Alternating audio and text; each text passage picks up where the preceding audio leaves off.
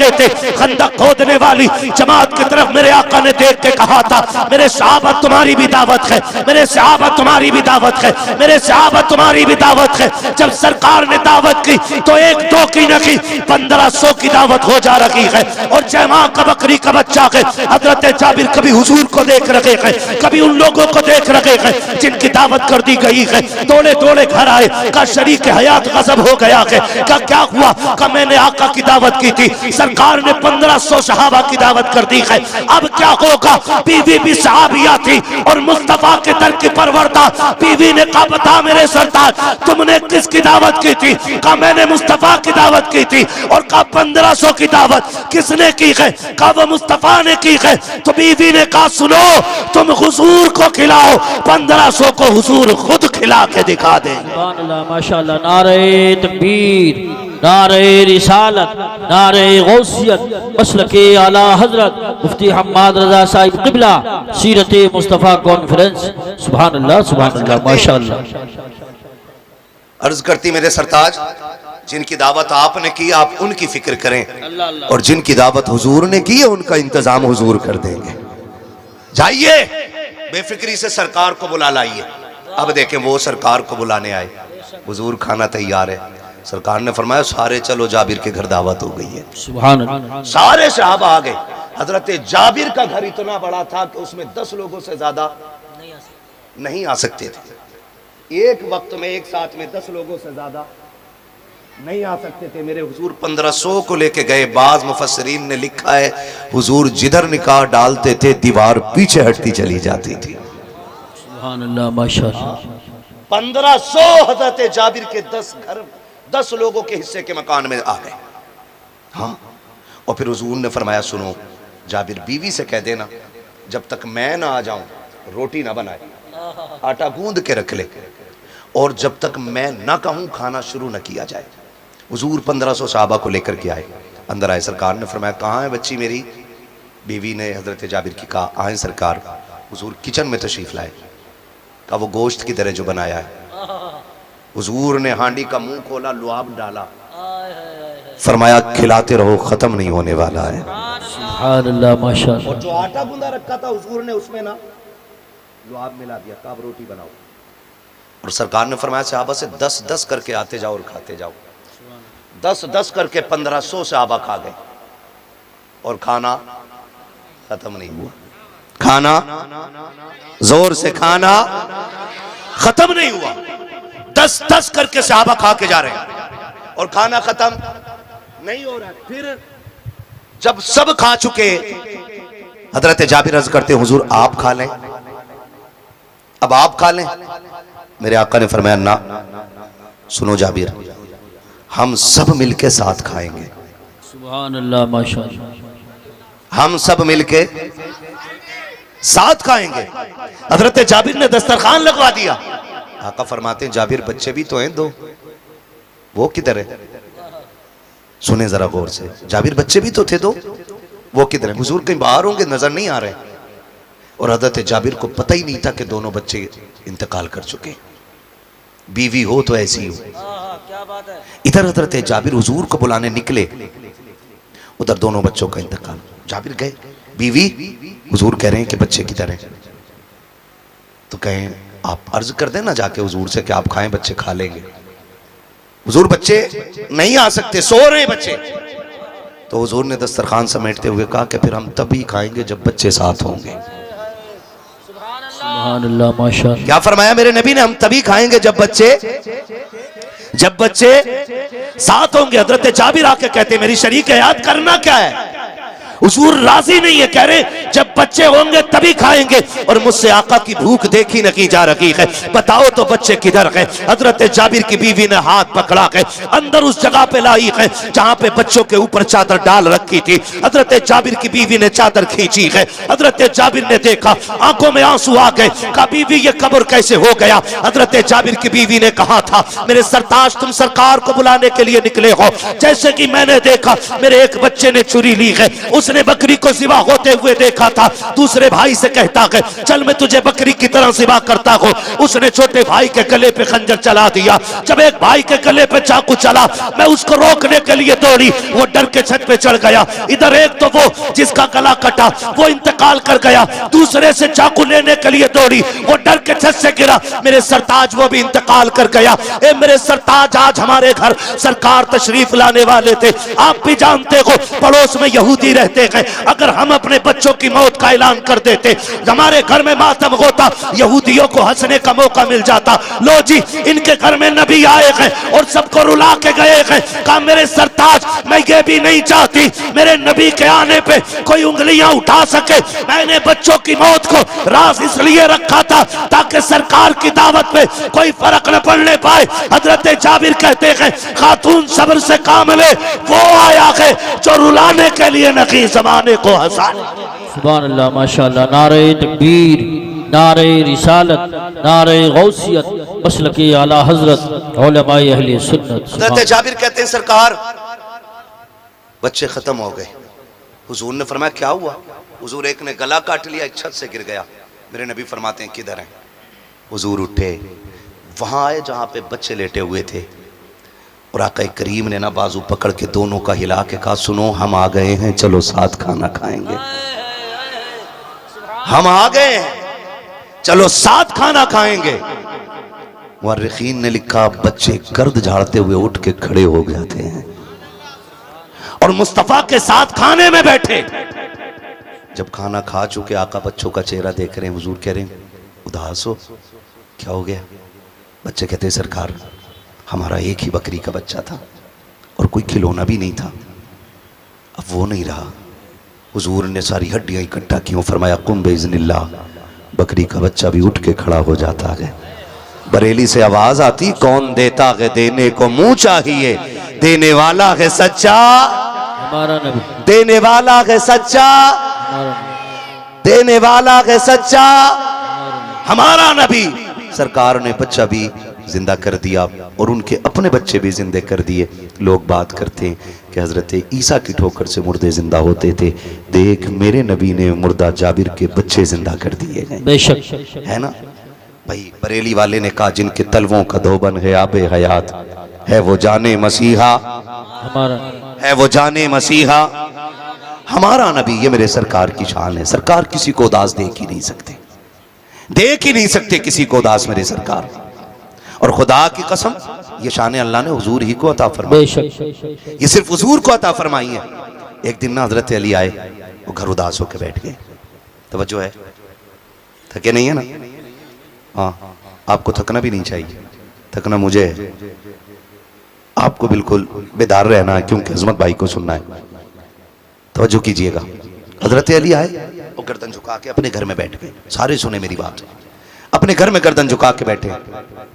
बीवी वो होती है जो शोहर को न दुख दे न दुख में रहने दे। वाह वाह वाह, क्या बात है। अच्छी बीवी वो होती है जो शोहर को न दुख दे और न दुख में रहने दे। हजरत अली की गर्दन झुकी हुई है। खातून जन्नत आ गई मेरे सरताज, क्या बात है, उदास लग रहे हैं। हजरत अली कहते हैं फातिमा आज ना उस्मान ने हुजूर की दावत की थी, काश हमारे पास भी दौलत होती, हम भी हुजूर को दावत खिलाते। खातून जन्नत देख रही हैं। हजरत अली कह रहे काश हमारे पास भी दौलत होती, हम भी खिलाते। और हजरत उस्मान हजरत अली के साड़ू हैं। दो बेटियां सरकार की हजरत उस्मान के निकाह में आई और हजरत उस्मान ने दावत की। हजरत अली कह रहे काश मेरे घर भी दौलत होती, मैं भी हुजूर की दावत करता। खातून जन्नत बड़ी आगे कहती हैं अली फिक्र क्यों करते हो, जाओ मुस्तफा से जाके कह देना कल हमारे घर पे दावत है। बोलो सुभान अल्लाह। कहा हमारे घर पे दावत है, हुजूर से जाके कह देना। हजरत अली मुंह देख रहे, कहते फातिमा मुझे पता है ना मेरे घर में क्या है, और तुम खाने की बात कर रही हो, कहां से दावत खिलाओगी?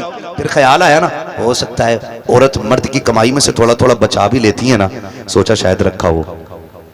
गए फातिमा, जा फातिमा कराऊं दावत? जाइए ना अली, हुजूर से कहिए हमारे घर कल की दावत है। अब हजरत अली गए खुशी खुशी, मुस्तफा बैठे, जाके सलाम किया। आका फरमाते हैं अली कैसे आए? कहा हुजूर आपकी दावत है। हुजूर आपकी दावत है। जब हुजूर की दावत की ना, हुजूर मुस्कुरा के कहते हैं सहाबा कल अली के घर खाना खाने जाना है। सुभान अल्लाह। सहाबा कल अली के घर खाना खाने के लिए जाना है। अब हजरत अली, अगला दिन आ रहा है, शाम हुई, हजरत अली देख रहे हैं फातिमा मामूल के मुताबिक अपने कामों में, दावत की कोई तैयारी नहीं। अली सोच रहे हैं कल क्या होना है, कल क्या होना। रात गुजर गई, कोई मामूल से ज्यादा कोई काम नहीं। सोच रहे हैं फातिमा दावत कहां से खिलाएगी। अगला दिन जब दोपहर का वक्त करीब होने लगा, कोई तैयारी नहीं, कोई पकवान नहीं, कोई आग चूल्हे पे नहीं जली। अली कह रहे हैं फातिमा दावत है आज हुजूर की, कोई इंतजाम नहीं। कहा आप फिक्र क्यों करते हैं, जाइए ना मुस्तफा को जाके बुला लाइए। हजरत अली देख रहे हैं ना कोई पकाया, ना कुछ बनाया, ना आग जलाई, और ये बुलाने के लिए भेज रही है। कहा जाइए बुला के लाइए। हजरत अली उठे, मुस्तफा को लेने के लिए आ जाते हैं। जैसे हजरत अली घर से निकले हैं, खातून जन्नत सैयदा तैयबा ताहिरा आबिदा जाहिदा तकिया नकिया ज़किया राकिया कारिया साजिदा आलिमा फाजिला हाफिजा सैयदा कायनात खातून जन्नत सैयदा फातिमा ज़हरा रज़ी अल्लाह तआला अन्हा इधर अली निकले हैं, उधर मुसल्ला उठा लेती है। 2 रकात नमाज अदा करने के बाद चोली फैला के कहती है, ए परवरदिगार आलम, आज तक फातिमा तेरी बारगाह में जो सुजूद नियाज लुटाती रखी है, आज उसकी कीमत अदा फरमा दे, आज उसका मोल दे दे। मेरे परवरदिगार, मुझसे शोहर की उदासी नहीं देखी गई, मैंने तेरे महबूब की दावत कर दी है। ए मेरे परवरदिगार, आज अली की इज्जत भी बचा ले, नबी की बेटी की भी इज्जत बचा ले। इतना कह करके मुसल्ला समेट दिया है। हजरत अली आ रखे हैं, आगे आगे नबी चल रखे हैं, पीछे पीछे अली चल रखे हैं। अब अली भी जिस तरह आके करीब हजरत उस्मान गनी के घर जा रखे थे, हजरत उस्मान हर कदम को गिन रखे थे, और गिनते गिनते जब हजरत उस्मान का घर आया, आका ने फरमाया उस्मान कदम क्यों गिने हैं? तब हजरत उस्मान गनी ने कहा था, या रसूल अल्लाह, कदम इसलिए गिने हैं कि हर कदम के बदले में मुस्तफा में गुलाम आजाद करूंगा, आप मेरे मेहमान बन गए हो। तारीख गवाह है, अली भी पीछे पीछे कदम गिनते जा रहे हैं। जैसी सरकार पहुंचे हैं, खातून जन्नत के दरवाजे पे बैठे हैं, अचानक दरवाजे पे दस्तक हो जाती है, आवाज आई है, आओ जरा दरवाजे पे आओ। हजरत अली दौड़ के जाते हैं, क्या देखते हैं, चंद लोग खाने का थाल लेकर के खड़े हैं। आका कहते अली ये खाना लेके अंदर आ जाओ। हजरत अली खाना लेकर के आए हैं। अब सहाबा जब खा रहे हैं, उंगलियां चाटते चले जा रहे हैं, जितने खा रहे हैं उंगलियां चाट रहे हैं। सहाबा कहते आका आज तक कभी ऐसा खाना नहीं खाया है जैसी लज्जत आज फातिमा के दस्तरखान पे आ रही है। तब मेरे नबी ने कहा था, सहाबा जो खाना मरने के बाद, आखिरत में निबटने के बाद जन्नत में जाके मिलेगा, वो मेरी फातिमा ने तुम्हें दुनिया में खिला दिया। सुभान अल्लाह। नारे तकबीर, नारे रिसालत, नारे गौसियत, मसलके आला हजरत, फैज़ान आला हजरत मुफ्ती हम्माद रज़ा साहिब क़िबला, उलमाए अहले सुन्नत। सुभान अल्लाह। फिर देखा अली फिर उदास है। खातून जन्नत कहती है, अली अब क्यों उदास हो, अली अब क्यों उदास हो? हज़रत अली अर्ज़ करते एक काम तो रह गया फातिमा। कहा क्या? उस्मान ने हर कदम के बदले में गुलाम आज़ाद किए थे, मैं क्या आज़ाद करूं? अभी ये बात कह ही रहे थे, इतने में जिब्रील आ गए। महबूब बेटी से कह दो कि दिल थोड़ा ना करे, अपने शोहर के लिए ज़्यादा उदास ना हो।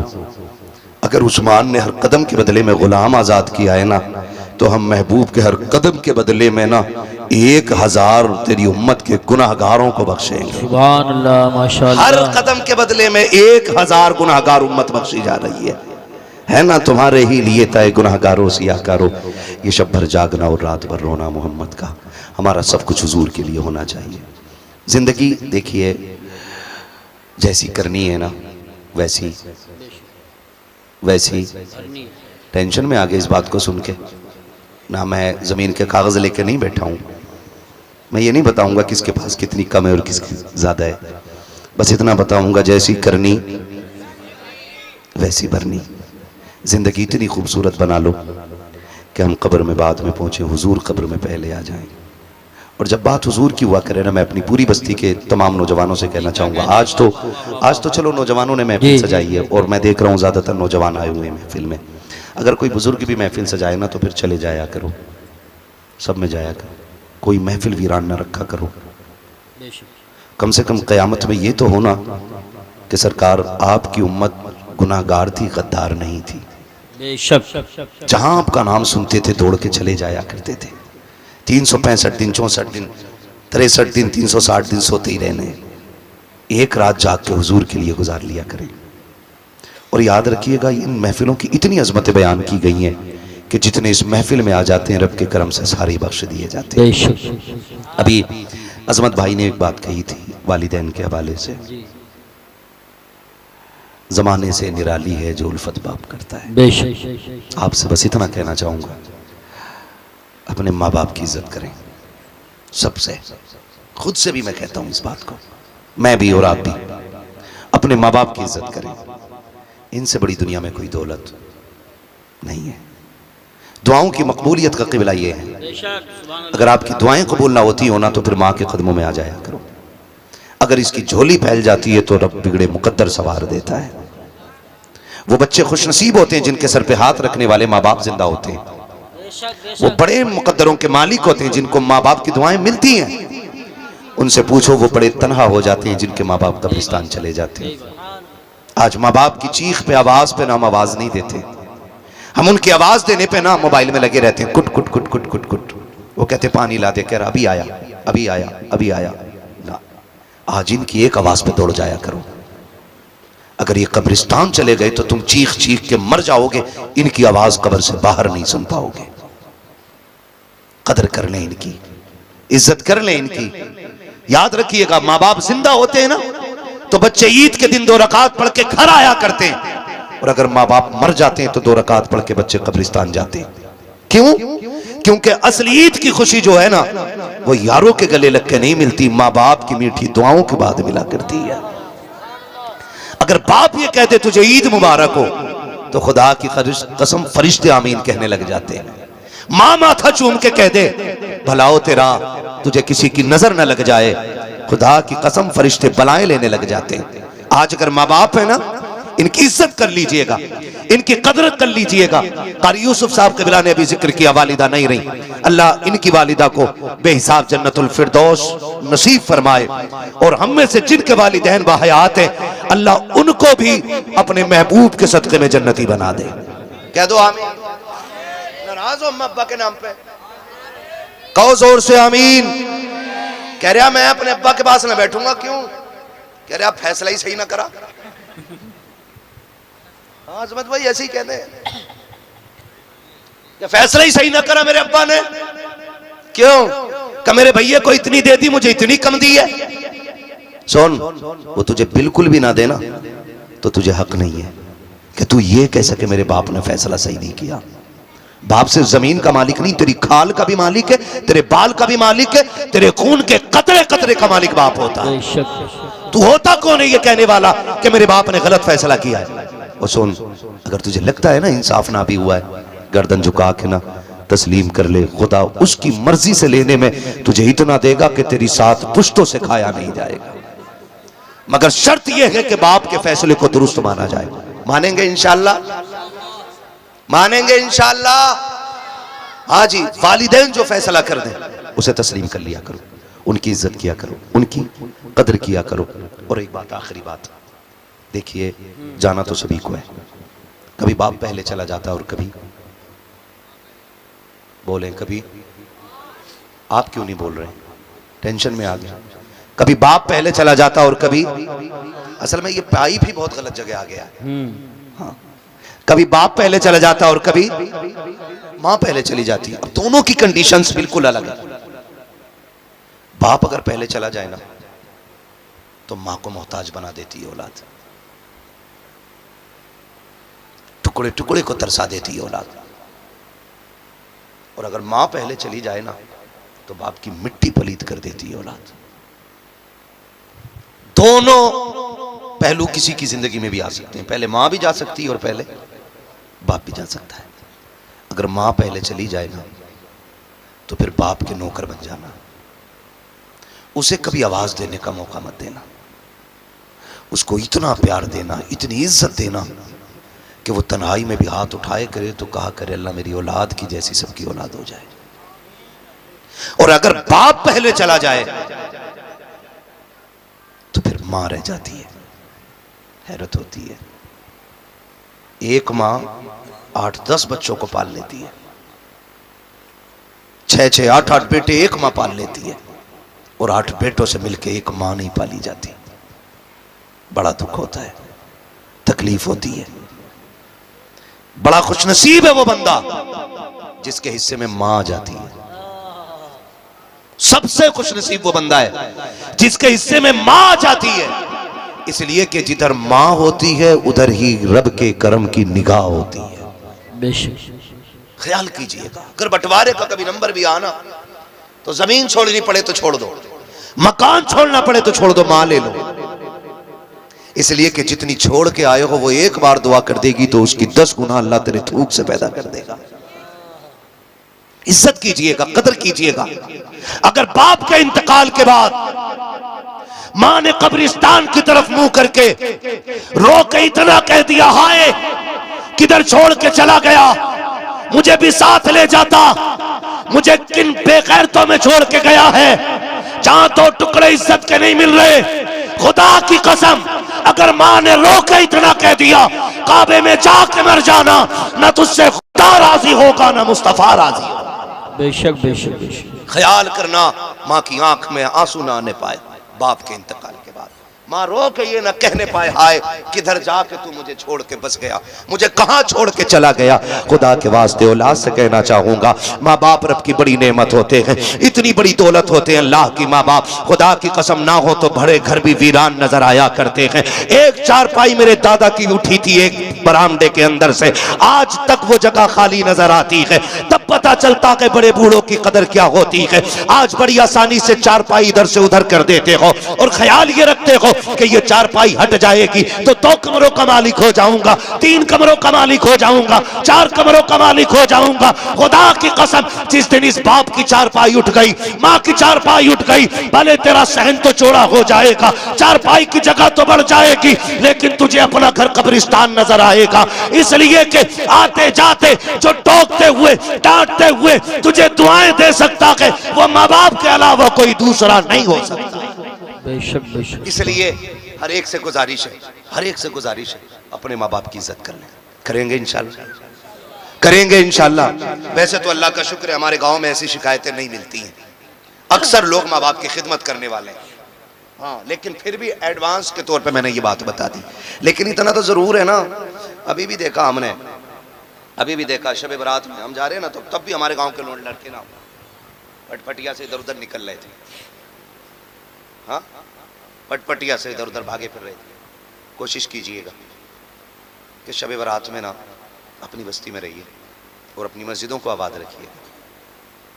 अल्लाह से तो तौबा करते रहिए। और मैं तो जानता हूँ कि सबसे खुशनसीब वो बंदा होता है जिसे शब बरात भी मिले, माँ बाप का साथ भी मिले।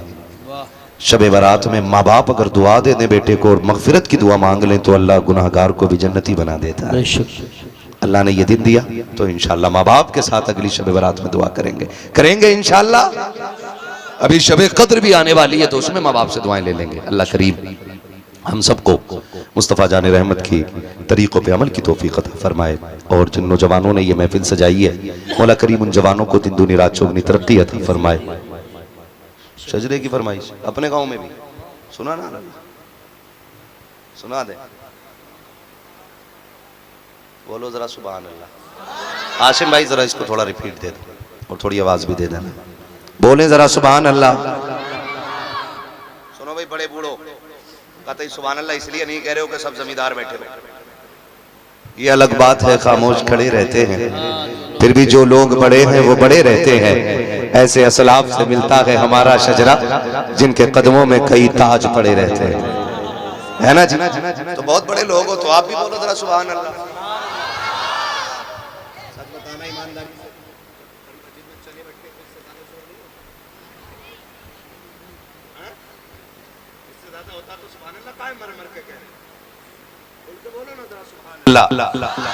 और जोर से,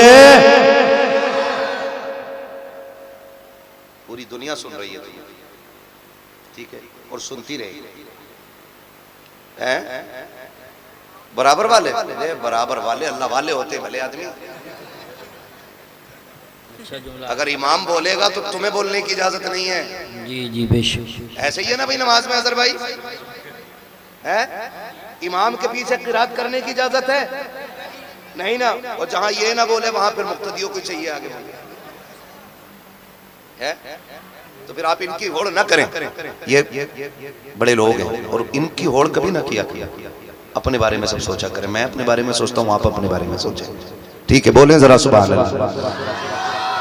मेरी बात सुनो बच्चों, इधर देखो मेरी तरफ।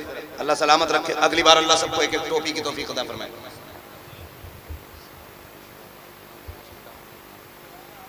वाले हैं कहाँ? बेटे पैर पीछे करो।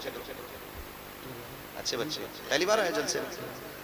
हमारे गांव के बच्चे तो बड़े मुअज्जब होते हैं। और टोपी ओढ़ के आया करो अगली बार से। टोपी होनी चाहिए कि नहीं होनी चाहिए, है ना? टोपी ओढ़ के आया करो, ऐसे ही चल देते। पकौड़ी खाई और फिर आगे बैठ गया। आज तूने पहली बार टोपी ओढ़ी है शायद, इसलिए दिखा रहा कि मेरी टोपी देख। कोशिश ये कीजिएगा कि जब भी हुजूर के नाम की महफिल सजे सारे हाजिर हुआ करें इंशाअल्लाह। और याद रखो, महफिल किसी के बाप की नहीं होती है, किसी के बाप की सिर्फ रसूल पाक की होती है। भाई ये शमा चल रही है, ये लाइट है। देखे होंगे आपने गर्मियों में कीड़े आ जाते हैं ना उड़ने वाले, उन्हें पता नहीं होता है कि इसका खर्चा जो है कि खाली 4 लोगों ने किया, भाई हम जलने फ्री में क्यों जाएं। लेकिन नहीं ना, वो शमा देखते हैं और जल जाते हैं, मर जाते हैं। अंजाम यही होता है, जान दे देते हैं। उन्हें इससे मतलब नहीं किसके घर में लगी है, किसके खर्चे से चल रही है। अच्छी मिसाल। उन्हें तो मतलब यह है कि उन्हें शमा से इश्क होता है। इसी तरह जिन्हें हुजूर से इश्क है ना, इससे मतलब नहीं कि पिंडाल किसकी जमीन में लगा के और लगाया किसने है, बस हमें तो हुजूर की बातें सुनने से प्यार होना चाहिए। यही करेंगे ना इंशाअल्लाह। हाँ, और कुछ चीजें फितरत में होती हैं। फितरत में कारी यूसुफ साहब क़िबला में क्या बताऊं, हमारे मोहल्ले से अभी 2 लोग इंतकाल कर गए। जो कादरी मस्जिद जो आप देख रहे हैं, जिसका लिंटर अभी तक इसलिए रुका हुआ है कि कुछ कलमा पढ़ने वालों ने भी टांग अड़ाई थी। और वो लोग जिन्होंने इस मस्जिद के लिए हमेशा कोशिश और मेहनत की, उनका अंजाम लोगों ने देखा। हमारे जफर चचा मरहूम अल्लाह उनके दर्जात बुलंद फरमाए, उनका इंतकाल जुमे के दिन हुआ। वो हमेशा कादरी मस्जिद की हिमायत में रहे। दूसरे हमारे हाजी अमीन साहब, अल्लाह उनकी कब्र पे अपनी रहमतों गुफरान की बारिशें फरमाए। बेचारे जब भी कहीं बैठते थे ना, कहते थे यारो लिंटर कब पड़ेगा, लिंटर कब पड़ेगा। एक दिन आए जोहर की नमाज पढ़ने के लिए, इसी गेट से दाखिल हुए, वुजू करने के लिए बैठे, मुंह से ब्लड आया और इंतकाल कर गए। मस्जिद में इंतकाल कर गए। हश्र देखें कितना अच्छा हुआ। फरमाया गया जो जिस हाल में मरेगा क़यामत में उसी हाल में उठाया जाएगा। इंशाअल्लाह वो दिन आएगा, क़यामत में लोग देखेंगे कि मस्जिद से प्यार करने वाले हाजी अमीन साहब वुजू करते हुए उठाए जाएंगे नमाज की तैयारी में। तो ये अपने अपने हिस्से की बात होती है। मैं आपसे कहना चाहता हूँ, हम कम से कम अपना हिसाब इतना अच्छा रखें कि हमें मौत आए ना, तो ऐसा काम करते हुए मौत आए कि जमाना हमारी मौत पे नाज करे। सुभान अल्लाह, माशाअल्लाह माशाअल्लाह।